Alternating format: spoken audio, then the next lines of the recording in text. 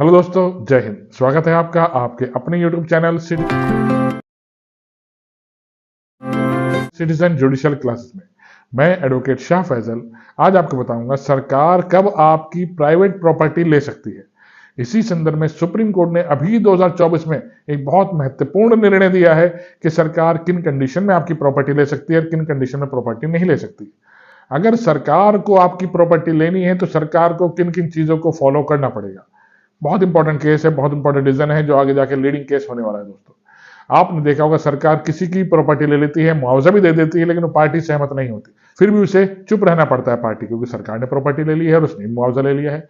लेकिन उस मुआवजा लेने के बाद भी आप क्लेम कर सकते हैं। इस केस में सुप्रीम कोर्ट ने यही बताया। दोस्तों, इंपॉर्टेंट वीडियो होने वाली है जो आपके बहुत काम आएगी। चलिए दोस्तों, शुरू करता हूं। देखिए, मेरी वीडियो शुरू करने से पहले हमेशा की तरह आपसे अपील, मेरी वीडियो को लाइक और सब्सक्राइब कीजिएगा। दोस्तों, धन्यवाद। चलिए दोस्तों, शुरू करता हूं। देखिए, इस केस में जो केस आज मैं आपके साथ डिस्कस करूंगा सुप्रीम कोर्ट का, सबसे पहले उस केस का नाम देख लीजिए। Calcutta municipal corporation versus Bimal Kumar Shah, 2024 supreme court, अभी का डिसीजन है। इस केस में कलकत्ता म्युनिसिपल कॉर्पोरेशन के अध्यक्ष को लगा कि अपने कलकत्ता के अंदर एक पार्क बनाना है उन्हें, और पार्क के लिए उनको संपत्ति चाहिए थी, प्रॉपर्टी चाहिए थी। पूरी प्रॉपर्टी मौजूद नहीं थी सरकारी, तो उन्होंने एक व्यक्ति की प्राइवेट प्रॉपर्टी एक्वायर कर ली और उसे उचित मुआवजा भी दे दिया। लेकिन ये व्यक्ति सहमत नहीं था, इसने सूट फाइल किया। ठीक दोस्तों, कलकत्ता म्युनिसिपल कॉर्पोरेशन का कहना था कि इस व्यक्ति को हम उचित मुआवजा भी दे चुके हैं, तो इसको सूट करने का कोई अधिकार नहीं है। लेकिन इस व्यक्ति का कहना था, भले ही मुझे मुआवजा दे दिया गया है, लेकिन म्युनिसिपल कॉर्पोरेशन द्वारा सभी रूल्स एंड रेगुलेशन फॉलो नहीं किए गए, जिस कारणवश मैं सहमत नहीं हूं। अभी सुप्रीम कोर्ट में केस फाइल किया जाता है। इस केस में सुप्रीम कोर्ट सब फैक्ट्स को चेक करता है। सुप्रीम कोर्ट में सब फैक्ट्स को चेक करने से पहले आप ये समझिए कि प्रॉपर्टी का अधिकार, संपत्ति का अधिकार, ये आपका फंडामेंटल राइट है या कॉन्स्टिट्यूशनल राइट है, ये आपका मूल अधिकार है या संवैधानिक अधिकार है। ठीक दोस्तों, इसे समझिएगा पहले। देखिए, जब संविधान बनकर तैयार हुआ तो उस समय संपत्ति के अधिकार को फंडामेंटल राइट माना गया था आर्टिकल 19(1) में। दोस्तों, लेकिन इसे 19(1) के लास्ट पार्ट से हटाकर इसे 44th अमेंडमेंट 1978 में इसे मूल अधिकार से हटाकर इसे एक संवैधानिक अधिकार बना दिया गया आर्टिकल 300A में। ठीक, तो इसका मतलब ये नहीं है कि अभी हम फंडामेंटल राइट से हट गया है, ये संवैधानिक अधिकार नहीं है। अब किसी भी व्यक्ति की, अगर सरकार या कोई भी प्राइवेट व्यक्ति संपत्ति लेता है तो वो व्यक्ति सूट फाइल कर सकता है। ठीक, अब इस व्यक्ति का कहना भी यही था, भले ही यह मूल अधिकार नहीं रहा, लेकिन ये संवैधानिक अधिकार तो है, तो सरकार को इजाजत नहीं दी जा सकती कि मेरी संपत्ति वो एक्वायर कर ले जबरदस्ती। मैं सहमत नहीं हूं इससे। सुप्रीम कोर्ट सारे फैक्ट्स चेक करता है। सुप्रीम कोर्ट मानता है, हाँ, सरकार ने, कलकत्ता म्युनिसिपल कॉर्पोरेशन ने इस व्यक्ति की संपत्ति जबरदस्ती एक्वायर करी और इसे जबरदस्ती मुआवजा भी देना चाह रही है और मुआवजा भी इसने ले लिया है। लेकिन ये व्यक्ति कह रहा है कि उचित रूल एंड रेगुलेशन फॉलो नहीं। सुप्रीम कोर्ट इस संदर्भ में 7 फैक्ट्स रखता है कि इन 7 फैक्ट्स अगर सरकार ने फॉलो किए हैं तभी सरकार किसी व्यक्ति की प्राइवेट प्रॉपर्टी एक्वायर कर सकती है। अब समझते हैं 7 के 7 फैक्ट्स हैं क्या, इन्हें ध्यान समझिएगा। पहला देखिए, सुप्रीम कोर्ट ने कहा कि अगर सरकार किसी की प्रॉपर्टी लेना चाहती है तो उसे प्रॉपर नोटिस उसे पहले देना पड़ेगा कि हम आपकी प्रॉपर्टी लेना चाह रहे हैं, उसे प्रॉपर नोटिस भेजिए। जबरदस्ती आके उसकी प्रॉपर्टी एकदम एक्वायर ना कर ले कि हमने कब्जा कर लिया, ये लो मुआवजा, ये लो पैसे, ऐसा नहीं होना चाहिए। ठीक, उसे प्रॉपर नोटिस भेजा जाए, उसे समय दिया जाए अपनी बात को रखने का।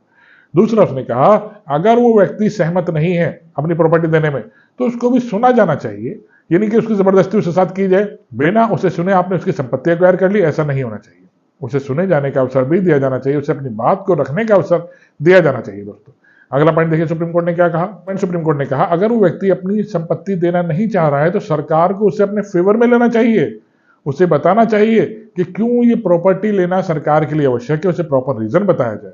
ठीक दोस्तों, अगला देखिएगा। अगला सुप्रीम कोर्ट ने कहा कि अगर सरकार किसी की प्रॉपर्टी एक्वायर करना चाह रही है और वो व्यक्ति देना नहीं चाह रहा है तो प्रॉपर उसे बताया जाए कि किस वजह से सरकार ये संपत्ति उसकी ले रही है।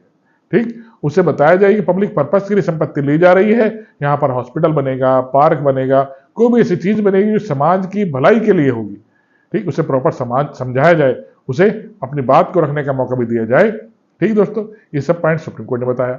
अगला पॉइंट देखिए, सुप्रीम कोर्ट ने क्या कहा। देखिए, 5वां पॉइंट सुप्रीम कोर्ट ने कहा कि अगर सरकार किसी की प्रॉपर्टी ले रही है तो उसे उचित मुआवजा भी दिया जाए, और मुआवजा लेने के साथ साथ अगर उस सरकार को लग रहा है इसके पास कोई और संपत्ति नहीं है, कैसे किसी का मकान ले लिया गया, उसके पास मकान के यहाँ और रहने का नहीं है, तो सरकार को चाहिए कि उसको कहीं और मकान बना कर दे।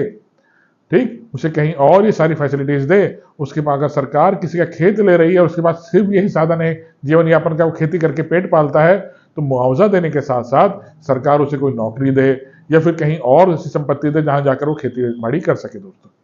इस तरह के काम सरकार को करने चाहिए। सुप्रीम कोर्ट ने कहा कि अगर सरकार किसी की प्रॉपर्टी एक्वायर कर रही है और उसे लग रहा है कि समय के भीतर वो काम किया जाना चाहिए, तो प्रॉपर टाइम पीरियड के अंदर वहां पे वो प्राइवेट पब्लिक पर्पस के लिए संपत्ति बनाई जानी चाहिए। पार्क बनाना है, एक टाइम पीरियड है, उसको उस टाइम पीरियड के अंदर वो पार्क बन जाना चाहिए। कोई हॉस्पिटल बनाना है, टाइम पीरियड है, वो हॉस्पिटल उस टाइम पीरियड के अंदर बन जाना चाहिए। इसी संदर्भ में 2018 में नोएडा में एक घटना घटित हुई।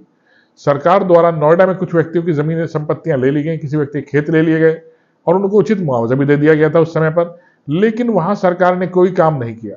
ठीक दोस्तों, भट्टा परसौल आपको याद होगा नोएडा के अंदर, तो वहां आंदोलन किया गया कि 5 साल हो गए सरकार ने ना यहाँ पे हाईवे निकाला, ना यहाँ पे कोई हॉस्पिटल बनाया, सरकार ने उचित टाइम पीरियड के अंदर कोई काम नहीं किया, तो उनको कुछ संपत्ति मुआवजा और दिया जाए। तो सरकार द्वारा उनको दोबारा भी मुआवजा दिया गया और उनका रिहेबिलिटेशन भी दोबारा से किया गया दोस्तों। ठीक, इस तरह से देखिएगा कि सरकार को चाहिए जो टाइम पीरियड के अंदर वो काम करना चाह रही है, उस टाइम पीरियड के अंदर वो अपना काम कर ले, पेंडिंग ना करे दोस्तों। ठीक, ये सुप्रीम कोर्ट ने कहा। अगला लास्ट पॉइंट देखिएगा, सुप्रीम कोर्ट ने कहा इन सारे पॉइंट जो मैंने 6 के 6 बताए, इन सब प्रक्रियाओं का पालन किया जाना चाहिए। अगर इन 7 के 7 पॉइंट का पालन नहीं किया गया तो माना जाएगा सरकार ने उचित काम नहीं किया है, सरकार ने रूल्स एंड रेगुलेशन को फॉलो पूरा नहीं किया है। इस केस में भी ऐसे ही हुआ। कोलकाता म्युनिसिपल कॉर्पोरेशन ने 1980 में अपने एक्ट द्वारा किसी व्यक्ति की संपत्ति एक्वायर कर ली कि ये कहकर हमने उसे उचित मुआवजा दे दिया है, लेकिन वो रूल्स एंड रेगुलेशन बिना फॉलो करे, ना कोई नोटिस दिया गया, ना उससे कुछ पूछा गया, जबरदस्ती उसकी संपत्ति एक्वायर कर ली और उसे मुआवजा भी दे दिया।